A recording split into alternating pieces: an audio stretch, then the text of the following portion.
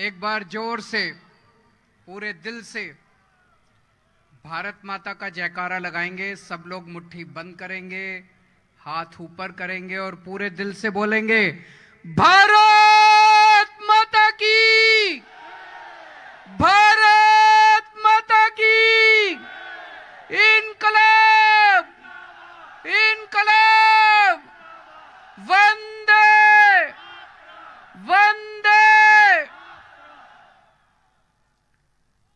इतनी भारी संख्या में मैं देख रहा हूं चारों तरफ, इतनी भारी संख्या में राजकोट से और आसपास से आए हुए सभी भाइयों बहनों, माताओं, बुजुर्गों, बच्चों, आप सब लोगों को मेरा नमस्कार, सबको मेरा प्रणाम। सबसे पहले शुक्रिया अदा करना चाहता हूं, आप लोग इतनी भारी संख्या में आए हैं आज यहाँ पे मुझे सुनने के लिए, हम सबको सुनने के लिए। इसके लिए तहे दिल से बहुत बहुत शुक्रिया।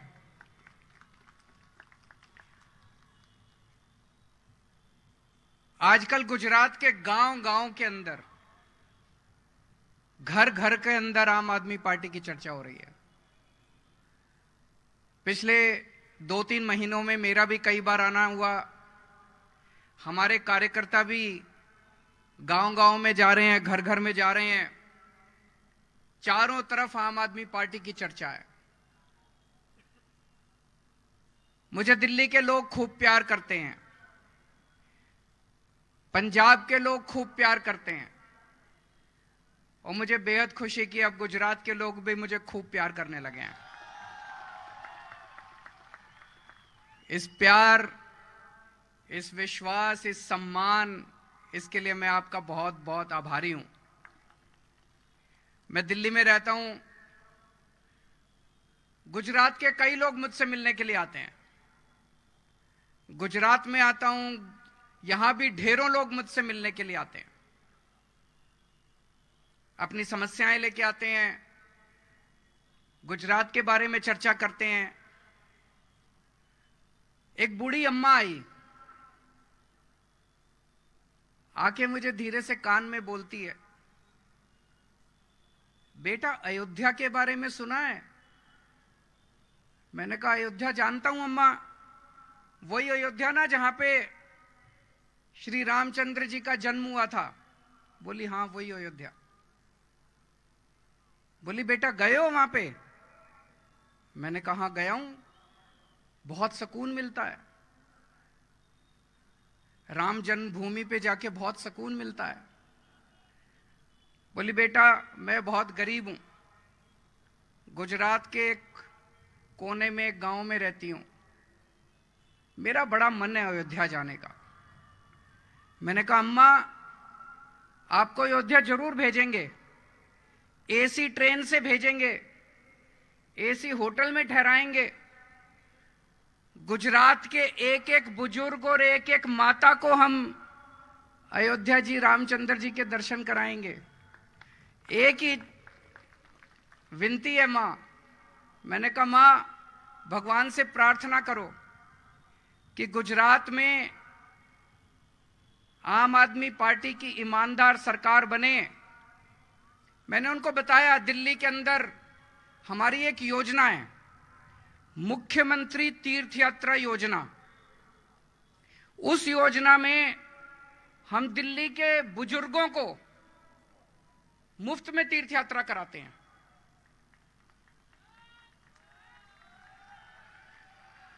हमारे बूढ़े माता पिता, बूढ़ी मां, बूढ़े बुजुर्ग, उनको हम एसी ट्रेन में लेके जाते हैं, एसी होटल में ठहराते हैं, आना जाना खाना पीना सब मुफ्त। हरिद्वार, ऋषिकेश, अयोध्या जी, शिरडी बाबा, पुरी जी, रामेश्वरम, मथुरा, वृंदावन, इस तरह से 12 स्थान हैं अयोध्या जी। उन स्थानों पे हम तीर्थ यात्रा लेके जाते हैं। पिछले 3 साल में मैंने 50,000 बुजुर्गों को तीर्थ यात्रा कराई, 50,000 बुजुर्गों। तो मैंने अम्मा को बोला मां आपसे एक ही प्रार्थना है ऊपर वाले से प्रार्थना करो कि गुजरात में भी आम आदमी पार्टी की सरकार बने तो गुजरात के एक एक बुजुर्ग को और एक एक माता को हम तीर्थ यात्रा कराएंगे, अयोध्या जी के दर्शन कराएंगे। यहां पे गुजरात में 27 साल से भाजपा की सरकार है। आप में से किसी को अयोध्या जी के दर्शन कराए भाजपा वालों ने? एक को भी कराए? किसी को भी नहीं कराए। 27 साल में उन्होंने एक भी व्यक्ति को दर्शन नहीं कराए, तीर्थ यात्रा नहीं कराई। हमने 3 साल में 50,000 लोगों को मुफ्त में तीर्थ यात्रा कराई। मैं सीआर पाटिल साहब को कहना चाहता हूं। सीआर पाटिल कौन है जानते हैं आप लोग?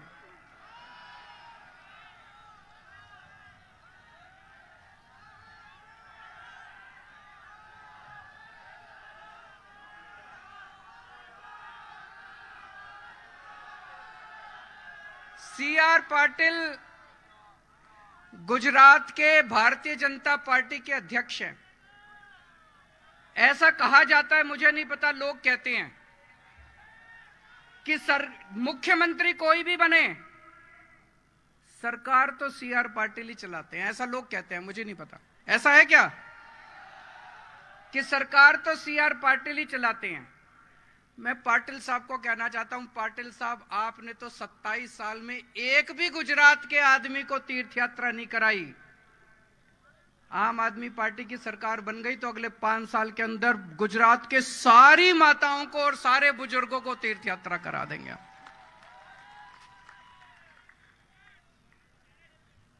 मुझे राजनीति करनी नहीं आती, मुझे काम करना आता है।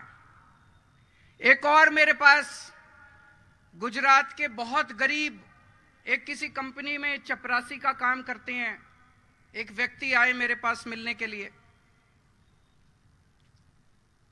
उनका बेटा सरकारी स्कूल में पढ़ता है। बोले सर, गुजरात में सरकारी स्कूलों का बहुत बुरा हाल है। अब आप सरकार बनाइए गुजरात में, और जैसे आपने दिल्ली में सरकारी स्कूल अच्छे किए, ऐसे ही गुजरात के भी सरकारी स्कूल अच्छे कर दीजिए। मैंने कहा आपको पता है कि हमने दिल्ली में अच्छे किए सरकार? बोला सर हमने सोशल मीडिया पे देखा। आप में से कितने लोगों के बच्चे सरकारी स्कूल में पढ़ते हैं? हाथ खड़े करो। बहुत कम लोग। इसका मतलब बाकी सबके प्राइवेट स्कूलों में पढ़ते हैं। सरकारी स्कूलों का कैसा हाल है? अच्छे हैं कि खराब हैं? खराब हैं। मेरे को कई लोगों ने, मनीष सिसोदिया जी भी आए थे थोड़े दिन पहले, वो भी देख के गए। इतना बुरा हाल सरकारी स्कूलों का गुजरात में, इतना बुरा हाल। दीवारें टूटी पड़ी हैं, कमरों पे ताले लगे पड़े हैं, पढ़ाई के नाम पे 0 हैं, छत टूटी पड़ी है। इतना 27 साल के अंदर भारतीय जनता पार्टी स्कूल ठीक नहीं कर पाई। पहले दिल्ली में भी सरकारी स्कूलों का बहुत बुरा हाल था, इससे भी बुरा हाल था जो आज गुजरात के स्कूलों का है। 5 साल के अंदर दिल्ली के सरकारी स्कूलों को हमने शानदार बना दिया। 5 साल के अंदर दिल्ली के सरकारी स्कूलों को शानदार बना दिया। आपको लग रहा होगा केजरीवाल झूठ बोल रहा है, आपको लग रहा होगा अपनी तारीफ कर रहा है। इस साल दिल्ली के सरकारी स्कूलों के नतीजे 99.7% नतीजे आए हैं, 99.7%। प्राइवेट स्कूलों को पीछे छोड़ दिया। इस साल दिल्ली के प्राइवेट स्कूलों से 4 लाख बच्चों ने अपने नाम कटा के सरकारी स्कूलों में भर्ती कराया है। 4 लाख बच्चों ने, अमीरों के बच्चे अब सरकारी स्कूलों के अंदर एडमिशन ले रहे हैं। मुझे खुशी होती है। आज हमारे सरकारी स्कूलों में गरीबों के बच्चे जो पढ़ते थे, रिक्शे वाले का बच्चा, मजदूर का बच्चा, ड्राइवर का बच्चा, आज इंजीनियर बन रहे हैं, डॉक्टर बन रहे हैं। मैं आपको उदाहरण देता हूं। एक जैसे गौरव एक लड़का है, उसके पिताजी गत्ते के डिब्बे बनाने वाली फैक्ट्री में मजदूरी करते हैं। उसके पिताजी 12वीं पास है, उसकी माताजी 12वीं पास है। इस बार गौरव का आईआईटी का नाम सुना है आपने? आईआईटी, आईआईटी देश का सबसे बड़ा इंजीनियरिंग का इंस्टीट्यूट होता है। इंजीनियरिंग सबसे बड़ा, मैं भी आईआईटी से पास हूं, मैंने आईआईटी से इंजीनियरिंग करी है। बड़ा मुश्किल होता है एडमिशन लेना आईआईटी में, बड़ी मेहनत करनी पड़ती है, बहुत इंटेलिजेंट बच्चों का होता है आईआईटी में एडमिशन। गौरव का एडमिशन आईआईटी धनबाद के अंदर हुआ है। एक और लड़का है सुधांशु, उसके पिताजी ड्राइवर हैं, 10,000 रुपए महीना कमाते हैं, बहुत गरीब बच्चा है, झुग्गियों में रहता है। उसका इस बार आईआईटी दिल्ली में इलेक्ट्रॉनिक्स इंजीनियरिंग के अंदर एडमिशन हुआ है। और ये 2 बच्चे नहीं है, 450 बच्चों का, 450 बच्चों का आईआईटी के अंदर एडमिशन हुआ है इस बार हमारे सरकारी स्कूलों से। मुझे बड़ी खुशी होती है।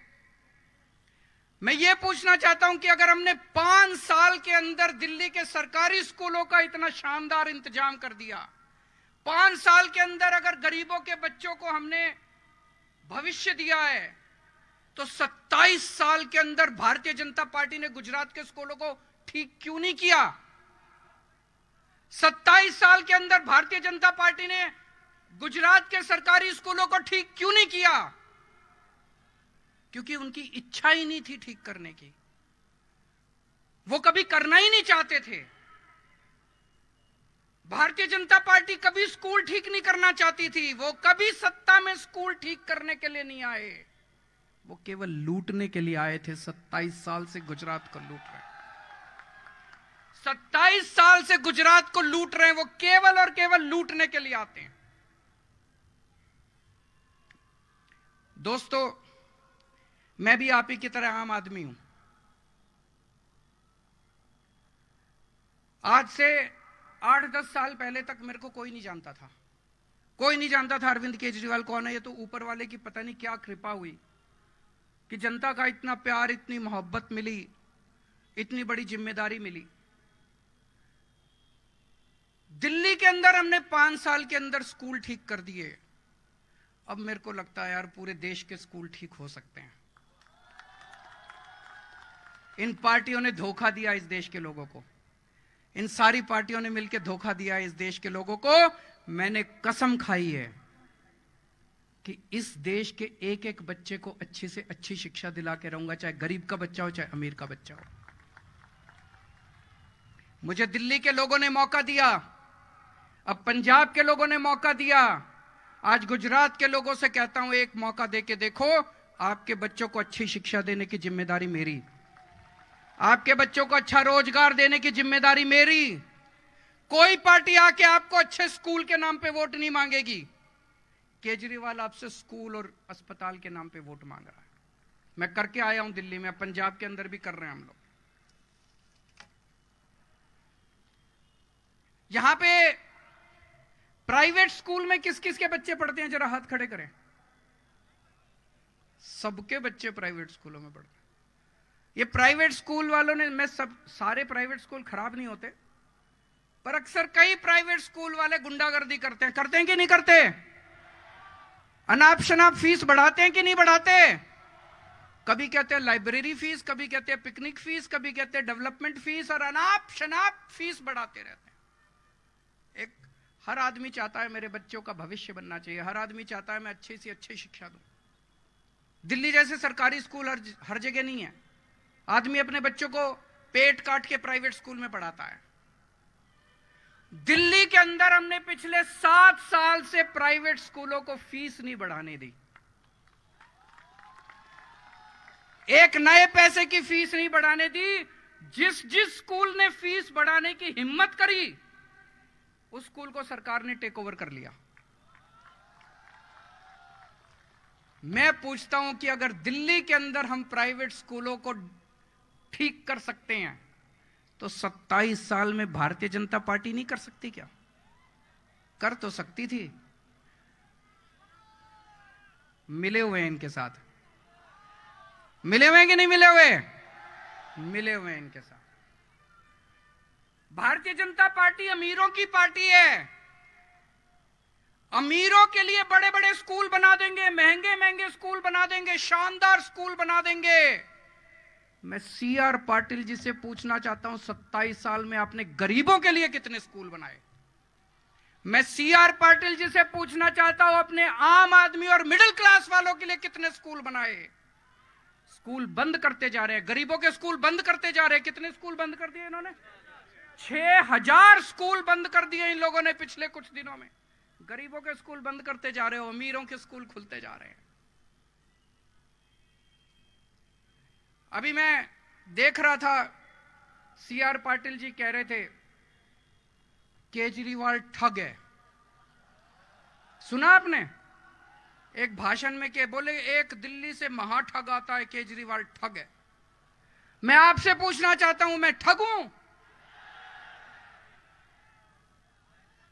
मैं आपसे पूछना चाहता हूं कि कोई ठग सरकारी स्कूल ठीक करता है? कोई ठग बच्चों की शिक्षा की बात करता है? कोई ठग लोगों के अस्पताल की बात करता है? कोई ठग लोगों को अच्छी शिक्षा देने की बात? मैं आपको ठग नजर आता हूं? मैं आपसे पूछे, जिन जिन लोगों को लगता है केजरीवाल ठग है, हाथ खड़े करें। जिन जिन लोगों को लगता है सीआर पाटिल ठग है, हाथ खड़े करें। ये कैमरे वाले जरा दिखा दें, जरा मोड़ दें कैमरे वाले और दिखा दें कि सीआर पाटिल के बारे में गुजरात की जनता क्या सोचती है। जिन जिन लोगों को लगता है कि सीआर पाटिल ठग है, हाथ खड़े करें जोर से। कैमरे वाले, मुझे पता है आप दिखा नहीं पाओगे, आपका टीवी चैनल बंद करा देंगे वो, लेकिन फिर भी एक बारी रिकॉर्डिंग तो कर ही लो।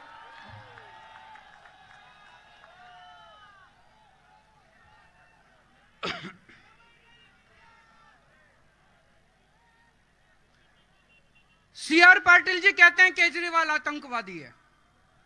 ये बड़ा अच्छा आतंकवादी है, हर लोगों के स्कूल बनवाता है। ये बड़ा अच्छा आतंकवादी है, लोगों की शिक्षा की बात करता है, अस्पताल की बात करता है, सड़कों की। ऐसा आतंकवादी जो लोगों को अयोध्या जी के रामचंद्र जी के दर्शन कराता है। क्या आतंकवादी है यार ये? मुझे राजनीति करनी नहीं आती, काम करना आता है। यहां इतने सारे लोग आए हुए हैं, जरा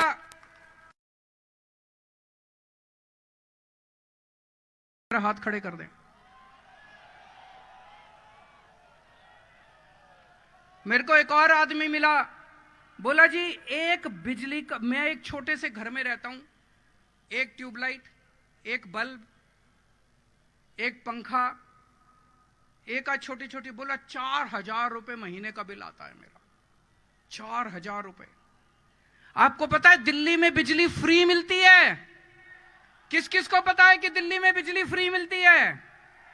बिजली फ्री चाहिए कि नहीं चाहिए? किस किस को चाहिए बिजली फ्री? ये बिजली फ्री नहीं देंगे आपको। क्यों नहीं देंगे? सारे पैसे खा जाते हैं। बिजली फ्री देने वाली सरकार चाहिए कि पैसे खाने वाली सरकार चाहिए? फ्री देने वाली सरकार चाहिए तो आम आदमी पार्टी को लेके आओ। आम आदमी पार्टी को लेके आओ, 24 घंटे बिजली देंगे, फ्री बिजली देंगे। ये आपको कभी फ्री बिजली नहीं देंगे।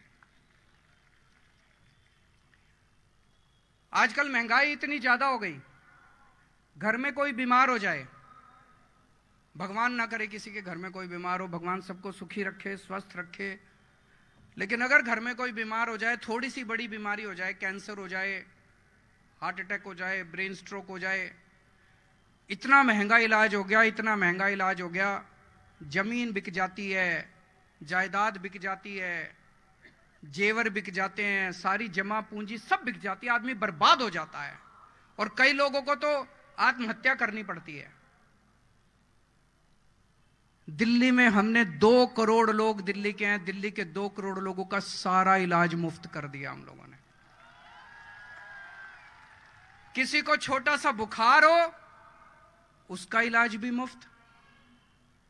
किसी को बड़ी से बड़ी बीमारी हो जाए, 30 लाख, 40 लाख, 50 लाख का भी खर्चा आए, वो भी सारा मुफ्त। सारे टेस्ट मुफ्त, सारा इलाज मुफ्त, सारा। यहां पे सरकारी अस्पतालों का क्या हाल है? बुरा हाल है, मुझे बताया गया, बहुत बुरा हाल है। पहले दिल्ली के सरकारी अस्पताल भी बहुत खराब थे, हमने आज शानदार सरकारी अस्पताल बना दिए। लोग अब अपोलो, मैक्स, बड़े बड़े अस्पतालों में नहीं जाते, सरकारी अस्पतालों में जाते हैं। हमने ढेरों मोहल्ला क्लिनिक खोले, मोहल्ला क्लिनिक में जाते हैं अपना इलाज कराने के लिए। आज गुजरात के कुछ बच्चे मेरे से मिलने के लिए आए, बोले सर यहां पे रोजगार नहीं है, रोजगार के पढ़े लिखे बच्चे बिना रोजगार के घूम रहे हैं। पिछले 5 साल में दिल्ली में हम लोगों ने 12 लाख बच्चों को रोजगार दिलवाया है, 12 लाख बच्चों को, और अगले 5 साल में 20 लाख बच्चों को रोजगार दिलाने का काम कर रहे हैं हम लोग। तो अगर रोजगार चाहिए तो आम आदमी पार्टी दिला सकती है। और मैंने सुना यहां पे पेपर बहुत फूटते हैं, फूटते हैं मतलब लीक होते हैं। मेरे को पता चला गुजराती में उसको फूटना कहते हैं, कि पेपर बहुत फूटते हैं, पेपर बहुत लीक होते हैं। मेरे को अभी लिस्ट दे रहे थे, इतनी सारी, ये इतने पेपर फूटे अभी तक। 2014 में जीपीएससी मुख्य अधिकारी का पेपर फूटा, 2015 में तलाटी परीक्षा लीक हो गई, 2016 में तलाटी सुरेंद्रनगर गांधीनगर परीक्षा लीक हो गई, 2018 में टीईटी शिक्षक योग्यता परीक्षा लीक हो गई, 2018 में मुख्य सेविका परीक्षा फूटा, 2018 में नायब चिटनीस, इतनी लंबी लिस्ट है। सारे पेपर फूट जाते हैं, सारे पेपर लीक हो जाते हैं। मैं पाटिल जी से कहना चाहता हूं, एक पेपर नहीं तुमसे ठीक से होते, तुम सरकार क्या चलाओगे? तुमसे एक पेपर नहीं होते, तुमसे एक पेपर ढंग से नहीं होते, पेपर का आयोजन ढंग से नहीं होता, तुम सरकार क्या चलाओगे? और मैं आपसे पूछना चाहता हूं, ये पेपर लीक कौन करवाता है? इसके पीछे कौन लोग हैं? कोई जेल नहीं जाता, किसी को जेल नहीं होती, पेपर फूटते हैं, फिर और पेपर फूटते। जनता, बच्चों का भविष्य खराब हो रहा है, बच्चों का भविष्य खराब हो रहा है। मुझे राजनीति करनी नहीं आती, काम करना आता है। अगर आपको स्कूल चाहिए, अस्पताल चाहिए, बिजली चाहिए, पानी चाहिए, रोजगार चाहिए, आप मुझे वोट दे देना। आपको भ्रष्टाचार चाहिए, गुंडागर्दी चाहिए, लफंगई चाहिए, राजनीति चाहिए, उनको वोट दे देना। मैं पढ़ा लिखा हूं, इंजीनियर हूं, ईमानदार हूं, देशभक्त हूं, अच्छी सरकार चलानी आती है।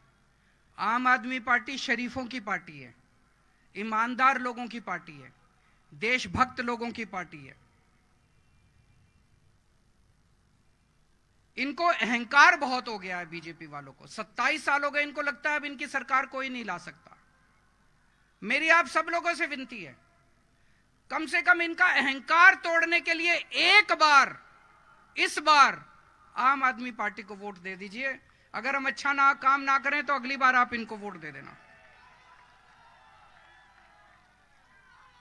मैं 2-3 बार आया, इतनी ज्यादा इन लोगों को मेरे से चिढ़ हो गई, मेरे को इतनी गंदी गंदी गालियां दे रहे हैं। अब इन्होंने, हम गांव गांव में जा रहे हैं हमारे कार्यकर्ता, इन्होंने हमारे एलईडी वैन तोड़ दी है। वो जो होती है ना प्रोजेक्शन वाली वैन जिस पे पिक्चर दिखाते हैं, वो हमारी वैन तोड़ दी। हमारे लोगों के ऊपर पिटाई कर रहे हैं, जगह जगह हमारे कार्यकर्ताओं की पिटाई कर रहे हैं। पाटिल साहब ये क्या है? ये तो अच्छी बात नहीं है। गुजरात के लोग तो बहुत अच्छे हैं, गुजरात के लोग ये पसंद नहीं करते। आप ऐसे चुनाव जीतना चाहते हो, इस तरह की गुंडागर्दी करके चुनाव जीतना चाहते हो, इस तरह की लफंगाई करके चुनाव जीतना चाहते हो, ये अच्छी बात नहीं है। मैं आपको आके ये कह रहा हूं कि मैंने दिल्ली में ऐसे कर दिया, मैंने स्कूल खोल दिया, मैंने अस्पताल खोल दिया, मैंने ये कर दिया, वो कर दिया। आप भी अपने काम बताओ। आप अपने काम क्यों नहीं बताते? कोई काम किया ही नहीं, 27 साल में कोई काम किया ही नहीं, इसीलिए डरा रहे हैं। डरा के, धमका के, इस तरह से ये चुनाव जीतना चाहते हैं। ये तो अच्छी चीज नहीं है, ये तो गलत चीज है। अभी एक कांग्रेस का बहुत बड़ा नेता हमारी पार्टी ज्वाइन करना चाहता था, बीजेपी वालों को पता चल गया, बात लीक हो गई। तो बीजेपी वालों का उसके पास फोन आया, बोले खबरदार आम आदमी पार्टी में गया तो कांग्रेस में ही रहे। बीजेपी वाले उसको कह रहे हैं कांग्रेस में ही रहे। तो उसने कहा कि कांग्रेस में रहूं क्यों? बोले नहीं, कांग्रेस हमारी छोटी बहन है। तो ये जो भाई बहन का प्रेम है, ये इसने गुजरात को बर्बाद कर दिया। अब इन दोनों भाई और बहन दोनों को हटाओ और आम आदमी पार्टी की सरकार लेके आओ। मैं गुजरात के लोग 3 प्रश्न पूछना चाहते हैं पाटिल साहब से। मुझे बताना आप पूछना चाहते। पहला प्रश्न, 27 साल के बाद भी आज गुजरात के सरकारी स्कूलों का इतना बुरा हाल क्यों है? पूछना चाहिए कि नहीं पूछना चाहिए? पाटिल साहब इसका जवाब देना। अगर आप सुन रहे हैं तो मुझे पक्का यकीन है वो जरूर टीवी पे देख रहे होंगे। तो पहला प्रश्न, 27 साल के बाद भी आज गुजरात के स्कूलों का इतना बुरा हाल क्यों है? गुजरात की जनता आपसे पूछना चाहती है।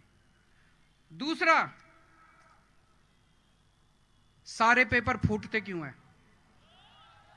पाटिल साहब जवाब दो। आपको पेपर करवाने आते नहीं हैं या क्या माजरा है? सारे पेपर फूटते क्यों हैं? और तीसरा प्रश्न, आज गुजरात का पढ़ा लिखा युवा बिना रोजगार के दर दर की ठोकरें क्यों खा रहा है? उसको रोजगार कब तक दिलवाओगे? पूछना चाहिए कि नहीं पूछना चाहिए? दोस्तों, आपसे केवल एक मौका मांगने के लिए आया हूं। एक मौका आप देके देखिए। अगर हमारा काम पसंद नहीं आए, अगली बार हमें उठा के फेंक देना। और आज यहां जितने लोग आए हैं, हमारे पास पैसा नहीं है, हम गरीब पार्टी हैं, ईमानदार पार्टी हैं। यहां पे आए हुए एक एक आदमी को जिम्मेदारी लेनी पड़ेगी। आप अपने घर जाओगे, मोहल्ले में जाओगे, गांव में जाओगे, एक एक आदमी जिम्मेदारी लो। कम से कम 100 लोगों से बात करोगे और 100 लोगों को आम आदमी पार्टी को वोट देने के लिए तैयार करोगे। करोगे कि नहीं करोगे? जो जो करेंगे हाथ उठा के बताइए। जिन्होंने दोनों हाथ उठाए हैं वो 200 लोगों को पूरा करेंगे। भारत माता की।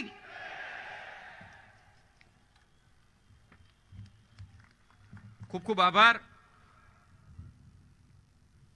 સર। એક વાત કરી એક મોકાની। આપણે સૌ જાણીએ છીએ કે કોંગ્રેસ સત્તાની દ્રષ્ટિએ વાત કરીએ તો ભૂતકાળ હતી, ભૂતકાળ છે।